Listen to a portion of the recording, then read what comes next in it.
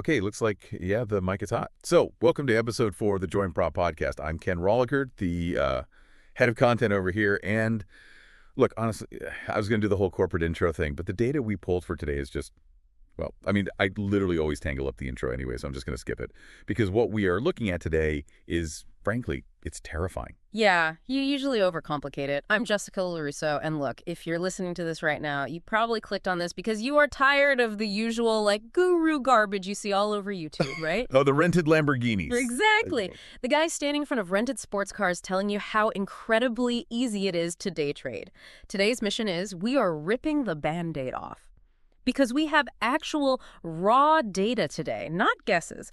We're looking at hard numbers from inside the prop firm industry on what actually separates the tiny, tiny fraction of people who make money from the massive crowd that just, well, essentially donates their cash to these firms.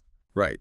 And the thing is, people come into this space with this massive, honestly delusional misunderstanding of the baseline reality. Like, you see screenshots on Twitter and you think passing a funding evaluation is just hitting a couple of lucky setups on a Tuesday. Right, like anyone can do it if they just watch a couple of TikToks. Yeah, but the reality check, the actual numbers we pulled from the back end, it's brutal. Between 85 and 94% of traders fail prop firm evaluations. And let me be really clear on that. That's not a slight majority. That is basically everyone. Wait. Hang on, 94%. Like on the high end, 94 out of 100 people taking these tests fail them. Yeah, like 9 out of 10, easily. Just gone. That feels like a scam. That is literally the definition of a scam. It's not a scam. I'm not saying someone is going to jail. I'm saying it feels like one. Because if you're selling a product where you know mathematically, like you have the spreadsheets right in front of you, that 94% of the people buying it are going to fail and lose their entry fee, how is that not predatory? You are setting people up to be slaughtered. Because the market itself is inherently difficult. It's not that the firms are rigging the actual price of the S&P 500 or gold. Yeah. They're providing a service. They're providing capital to the people who can prove they actually manage risk. It's just that... But they know the person clicking buy challenge can't manage risk. Yeah. You're selling a dream to people who are just going to crash and burn. I mean, think about it. If a casino opened up a blackjack table where they explicitly knew you would lose 94% of the time, people would burn the building down. Okay, a casino is entirely chance, though. It's a skill-based arena. A skill that 94% of people don't have. Right, but the issue is that the people entering the arena are totally unprepared for the psychological pressure of it. The firms aren't forcing you, the listener, to over-leverage your account. You're doing it to yourself. So calling it a scam is kind of letting the trader off the hook for their own bad decisions, Right. Like, it's not the firm's fault you hit the buy button too many times. I don't know. I still think, if your entire business model relies on a revolving door of people failing, your incentives are completely messed up. You aren't looking for good traders. You're looking for bad ones with credit cards. But fine. Let's say they aren't literal legal scams. Let's say you are the golden child, the 6% who passes. What happens then? Because you showed me another number before we started recording that honestly made me sick to my stomach. Yeah, the payout reality. So, okay, let's say you're listening to this, and you actually are the 1 in 10 who passes the challenge phase. You get the email. You get the funded account. Of that tiny percentage that do pass, only 7% of funded accounts ever receive a payout. Stop. 7%. 7 out of everyone who gets funded. Exactly. 7% of the winners. So out of 100 people, 6 pass. And then out of those 6 people, 7% of 6 is, wait, that's less than half a person? It's basically 1 in 200 overall. Okay, explain what that actually means for the person sitting at their desk right now. Because you're saying I could spend weeks, maybe months, passing this impossible test. I get the congratulatory email. I have the $100,000 virtual money account, and I still walk away with $0. How does someone pass the hardest part and then just fail when they have the money? Well, it happens because, look, passing a test and actually trading for a living, they're just completely different psychological states. Yep. Like when you're in the evaluation, you might get lucky. You might hit a hot streak. Or you just muscle your way through it because it feels like a video game. But once you get that funded account, the pressure completely shifts. Because it's real money now. Because the consequence is real. Suddenly, the money feels heavy, even if it's still technically a demo environment on the back end. You realize that any mistake could lose you this status you just spent 2 months trying to get.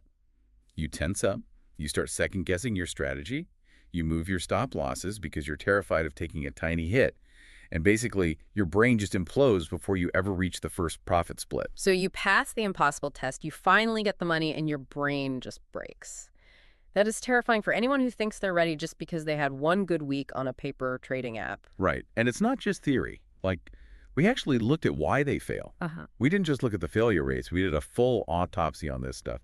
Joinprop run an internal analysis on over 10,000 funded and failed accounts. 10,000. So this isn't, some guy on Reddit guessing. Okay, so what is the actual breakdown? Why are 94% of people failing? So 45% of challenge failures basically came down to poor risk management, like severe position oversizing. Another 25% failed purely from emotional revenge trading, and then about 15% failed from just blatantly breaking the hard rules, like hitting a daily loss limit because they refused to close a bad trade. Wait, those three things, 45, 25, 15, that's 85% of all failures right there. Yeah. It's not because they didn't know what a moving average was. It's entirely behavioral.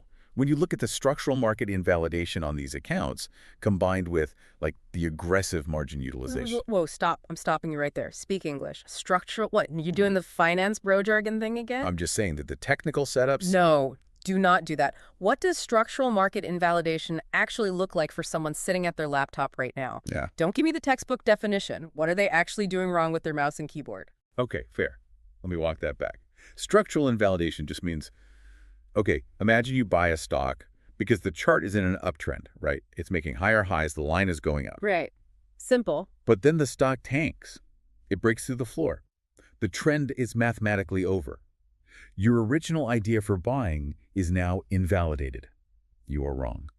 A good trader closes the laptop and takes a small loss.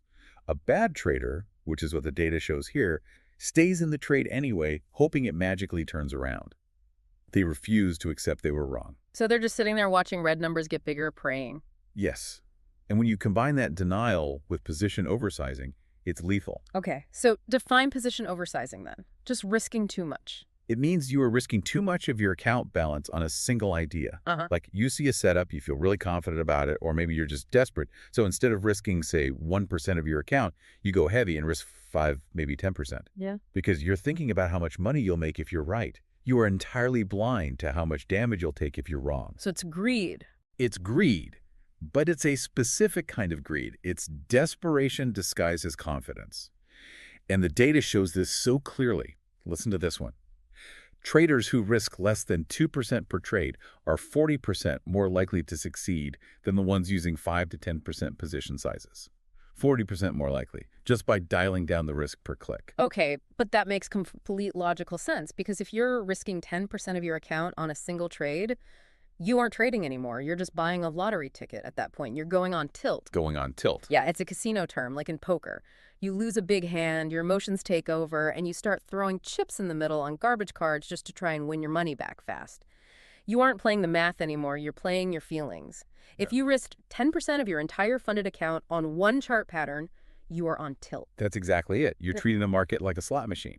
And the crazy part, and this kind of goes back to your scam point earlier, prop terms literally profit from traders who don't understand these behavioral patterns. They want the guys risking 10%. Because they know those guys will eventually blow the account and have to pay for another evaluation. Yes. If you're risking 10%, you are the firm's ideal customer. Yeah. You're a donor. You are funding the payouts for the tiny percentage of people who actually know what they're doing. Which brings me right back to my point about their incentives being messed up. But I'll leave that alone, because getting mad at the firms doesn't actually help the person listening right now. So if failure is mostly behavioral, if it's about going on tilt, revenge trading, sizing way too big, then how do the people who actually survive avoid doing that? Because I don't care who you are, sitting in front of a monitor watching your own money disappear is going to make you emotional. You can't just turn off your brain. No, you can't. And honestly, that's the biggest myth in this entire industry. People think the top guys, the ones consistently getting payouts every month, people think they just have superhuman willpower. Like they're stoic monks who never feel the urge to revenge trade. Right, like they have ice in their veins. They don't feel pain when they lose $1,000. But it's totally false. They don't have better willpower than you do. What they do is they externalize their discipline. They put themselves in a behavioral straitjacket, basically. They use strict identity-based rules, so they literally don't have to make emotional choices in the moment. The rules make the choice for them. We call it the three-rule framework. Okay, what are the 3 rules? Because if this is the actual antidote to the 94% failure rate, you need to spell this out slowly. Rule 1 is what we just talked about, the 2% max rule. You never, under any circumstances, risk more than 2% of your account on a single trade. Doesn't matter if you're 99% sure the market is going up. Doesn't matter if you just saw an earnings report leak. 2% is the hard, unbreakable ceiling. Why 2% though? Why not 3 or 5? Is 2 just some arbitrary magic number? It's just math. It's the math of compounding drawdowns. Look at it this way. If you risk 1 to 2% per trade, you can take 10 consecutive brutal losses in a row, and you still retained 80 to 90% of your account. You're still in the game. You have an emotional runway. Because you haven't crossed the threshold where it feels impossible to recover. Yes, because here's how the math actually works against you. If you are down 10%, you need an 11% gain to get back to break even. That's doable. But if you risk heavy, say 10% per trade, and you lose 3 times, you're down 30%. To recover from a 30% hole, you don't need 30%. You need something like a 43% gain just to get back to zero. At that point, your brain panics. You feel desperate. You feel like you have to make it back right now with a massive home run trade, which leads directly to blowing the account. The 2% rule ensures you never feel desperate. Okay, I actually get that. It's protective. It's like you're building a bumper lane at a bowling alley, so your ball can't go in the gutter all at once. Even if you throw it badly 10 times, you're still hitting a few pins. That's a really good way to put it. Now, rule 2 is where people usually start getting really uncomfortable. The 5-trade-week cap. What does that mean? Top traders cap themselves at a maximum of 5 trades per week, period. Okay, I call BS on that. Because if this is someone's full-time job, if they're trying to replace their income, which is what literally everyone listening to this wants to do, you're telling me a professional sits at a desk for 40 hours a week and clicks a button 5 times. That makes absolutely no sense. How do you make a living doing something 5 times a week? Because trading isn't an hourly wage job. You're thinking about it like, I'm thinking about it like a normal person who has to pay rent. If you only take 5 swings a week, you're barely participating in the market. You are sitting there doing nothing. you don't get paid for participating. You get paid for being right when the odds are heavily stacked in your favor. If you're sitting there taking 20 trades a week, you are overtrading, period. The data proves this. Overtrading happens for 2 reasons. Either you win a trade and get this rush of dopamine, this euphoria, so you jump right back in thinking you're a genius who can read the matrix, or you lose a trade and you immediately try to win it back. Both of those emotional states destroy accounts. But if I'm sitting there watching the screen all day, Monday through Friday, right, and I see a perfect setup on Wednesday afternoon, but I've already taken my 5 trades for the week, I'm supposed to just sit on my hands and watch the money float by. Yes, you literally shut the laptop and walk away. Because if you take that 6th trade, you are breaking the behavioral straitjacket. You're saying, my temporary urge to click a button is more important than my long-term survival. 5 trades a week forces you to be incredibly picky. You stop taking mediocre C-tier setups because you know you only have 5 bullets in the gun for the entire week. It forces patience. Your job isn't to click. Your job is to wait.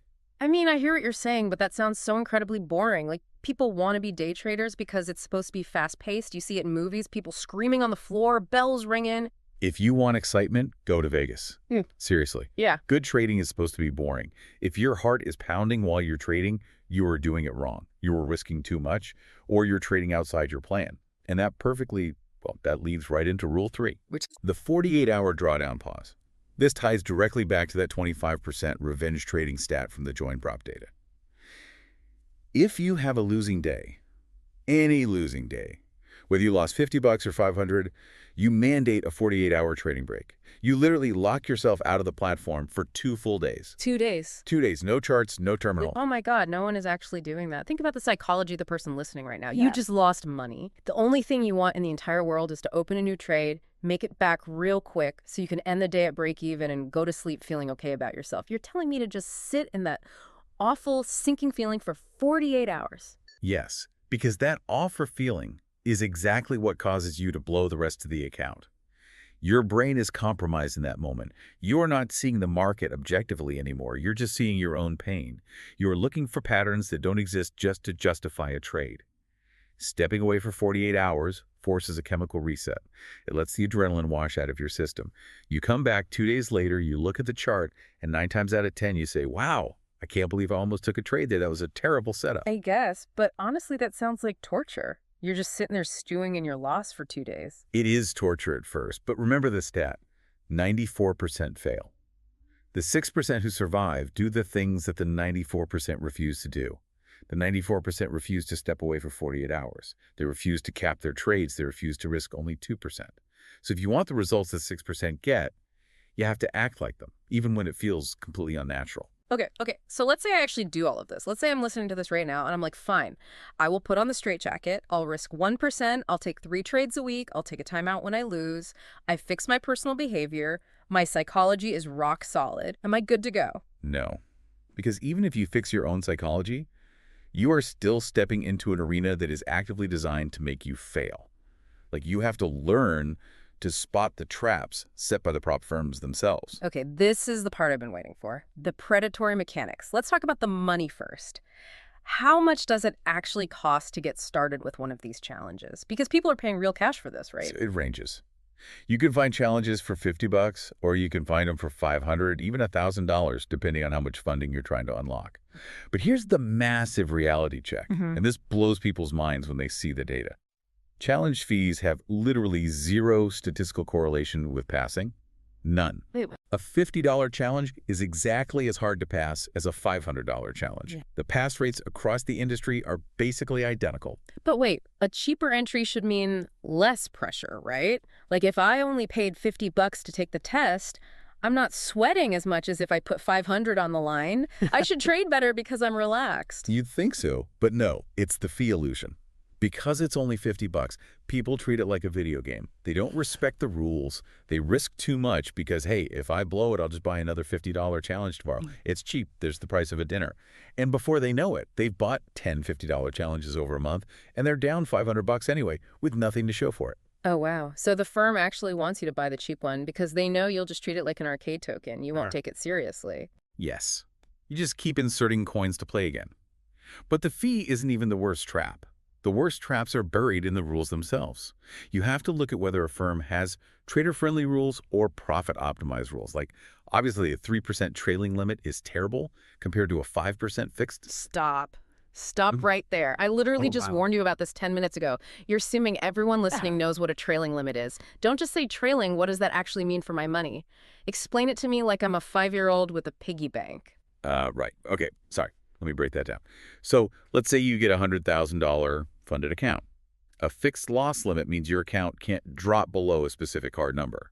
Say it's a 5% limit. Your account can never drop below $95,000. It's a hard line in the sand. If your balance hits $95K, you lose the account. Simple. Okay, that makes sense. The floor is $95K. It doesn't move. Right. But a trailing drawdown, it moves. It shadows your highest account balance. Yeah. So let's say you make some good trades. You're up $4,000. Your account is now at $104,000. The trailing limit moves up right behind it. So now if your limit is 3%, you can't drop 3% from that 104,000 peak. The floor just moved from 95K up to basically 101K. Wait, so if I make money, my buffer for losing money actually gets tighter. Yes, but it gets worse because the trail is often based on your unrealized profit. Let's say you're in a trade, it goes up $4,000, but you haven't closed it yet. It's just floating profit on your screen. The market turns around and the trade goes back to break even, so you close it for zero profit. Under a trailing drawdown rule, you might have just failed your valuation. Are you kidding me? I didn't even lose any money. I just went back to where I started. It doesn't matter. The high water mark of 104K was hit while the trade was open. The invisible trailing limit moved up to shadow it. And when the trade came back down to 100K, it crossed that invisible line and hit your limit. It essentially punishes you for having winning trades that pull back. It leads to so many early, unfair terminations. That's what I mean by profit-optimized rules. They are optimized for the firm's profit, not yours. They're designed to trip you up on a technicality. That is incredibly shady. So basically, if I'm looking at a firm's website and they have a trailing drawdown in the fine print, I should just run away. Honestly, Oh. yes, run. Find a firm with fixed daily and maximum loss limits. You need the floor to stay where it is. But the traps don't stop there. You also have to look at the time frames they force on you. Like deadlines to pass the test? Yeah, some firms have minimum trading days, like they force you to trade for 10 or 14 days before you can pass, even if you hit the profit target on day 2. Why is that bad, though? If you're trying to prove you're a consistent trader, shouldn't you have to prove it over a couple of weeks? No, because it forces over trading. Imagine you hit your target on day 3. You did great. But the firm says, nope, you have to trade for 7 more days to prove it. So what do? You start opening tiny, meaningless trades just to tick the box, which messes with your psychology. Or worse, you get bored sitting there, you take a real trade you shouldn't have, and you lose the profit you already made. Okay, yeah, I see that. You're being forced to stay in the casino when you already won and just want to cash out and go home. It's exactly that. And on the flip side, they have strict 30-day profit targets. Like, make 10% in 30 days or you fail and lose your fee. Let me guess. That makes people act like lunatics. It creates your panic. If you're on day 25 and you're only up 4%, you know you're going to fail if you don't make 6% in 5 days. So what do? You break the 2% risk rule. You start throwing Hail Marys. You oversize your positions. The firm's deadline literally incentivizes aggressive, reckless behavior, which goes right back to the 45% failure stat. So what's the alternative? Are there firms that don't do this, or is the whole industry just a trap? No, the good ones have adapted. They've removed time limits entirely, or they give you like 60-plus days. Yeah. You want a firm that lets you trade at your own pace, so you can actually follow the 5-trade-week cap without feeling like a clock is ticking down in your ear, forcing you to rush. Okay, so let's play this out. Let's say I navigate all of this. I follow the 3-rule framework. I avoid the trailing drawdowns. I ignore the time limits. Yeah. I pass. I am in that elite 7% who actually gets a funded account and doesn't blow it immediately. Now, how do I actually get my money? Because I feel like there's a catch here, too. Well, there is. The payout benchmark, this is the final boss, honestly, because even when you request a payout, most firms hold your money. The industry average right now is that it takes 7 to 14 business days to actually pay you your cut. 2 weeks to send a wire transfer. Yep. It's 2026. Money moves instantly. I can send you $1,000 on my phone right now in 3 seconds. It's because, and look, this is my opinion, but the behavioral data supports it.